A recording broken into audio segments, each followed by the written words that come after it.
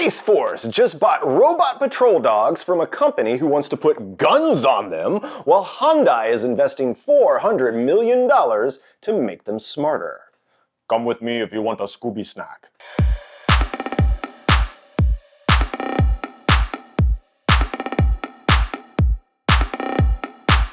Hey everybody, it's Joel Tiger with Stegosaurus.tv. Space Force, everyone's favorite interstellar assault squadron, has just purchased 2 robotic dogs to patrol their base at Cape Canaveral. The mechanical mutts are Vision 60 Quadruped unmanned ground vehicles made by Ghost Robotics and cost $150,000 each. They are about the size of a Labrador and with a full charge can run at a top speed of 7 miles per hour for about an hour, or can manage a walking pace for about 3 hours. Whether it's a safety incident or for persistent security operations, our personnel can deploy the robot, assess a scenario, and provide guardians and airmen with clear situational awareness and a decision advantage, Space Force said in a statement last week.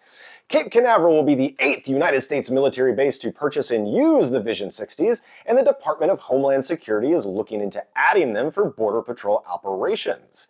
The Robo-Dingos excel in crossing terrain that is inhospitable to humans, such as the southern U.S. border or areas that could have been contaminated with radiation. Ghost Robotics, the makers of the Vision 60, have been working with a small arms manufacturer to develop a sniper rifle that can be attached to the dogs. When asked about the morality of 4-legged Terminators running around the world, CEO and co-founder Gavin Kenneally said, "There's no ability of the robot to go astray in some way. It would be like if your computer went rogue or something, which doesn't really happen." Excuse me? Dude, have you never heard of hackers? Computers go rogue all the time. That's the problem with robotic soldiers and Terminators. They allow one person or entity to easily and remotely control everything. You gotta love stupid, smart people. They are amusing and terrifying in the most amazing ways.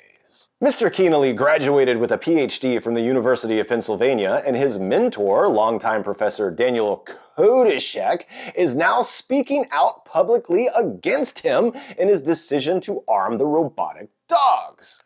"I am certain that this integration of guns with the emerging agility and eventual ubiquity of small-legged machines transgresses a crucial ethical barrier." Yo, like for sure, we agree. Ghost Robotics has sold over 200 of the Vision 60s to various military installations over the past year. None of those units have the upcoming sniper rifle package, but upgrades are just around the corner. If you want to stay up to date on science and technology news, then please subscribe to this channel.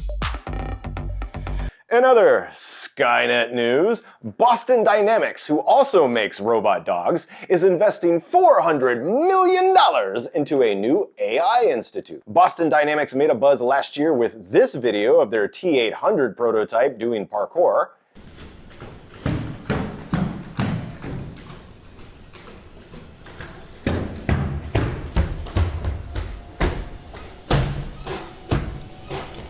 Yeah, that's unsettling. The new institute will be located in Cambridge, Massachusetts, and aims to hire the best and brightest in robotics, engineering, and software coding to develop new technologies that will advance the robotics industry from this to this.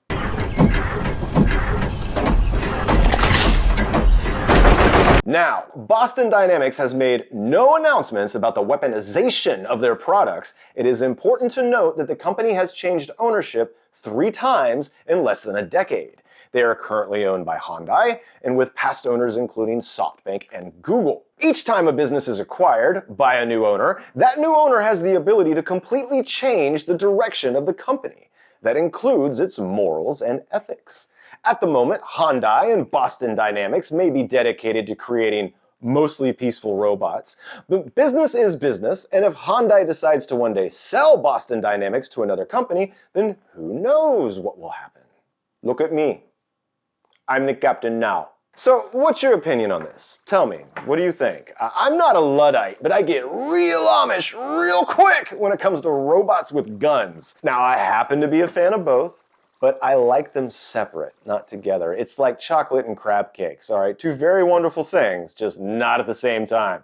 Isaac Asimov gave us the 3 laws of robotics for a reason, and when was the last time you heard someone mention these laws? It is important that we don't forget them. A robot may not injure a human being or through inaction allow a human being to come to harm. A robot must obey orders given to it by human beings, except where such orders would conflict with the first law.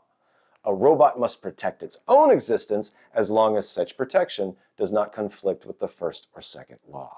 You have to be real wary of men like Gavin Kenneally who have no respect for these ethics. Thank you for watching Stegosaurus.tv. If you want to stay up to date on science and technology news, then please like this video and subscribe to this channel. My name is Joel Tiger, and I will see you in the next transmission. Later, Earthlings.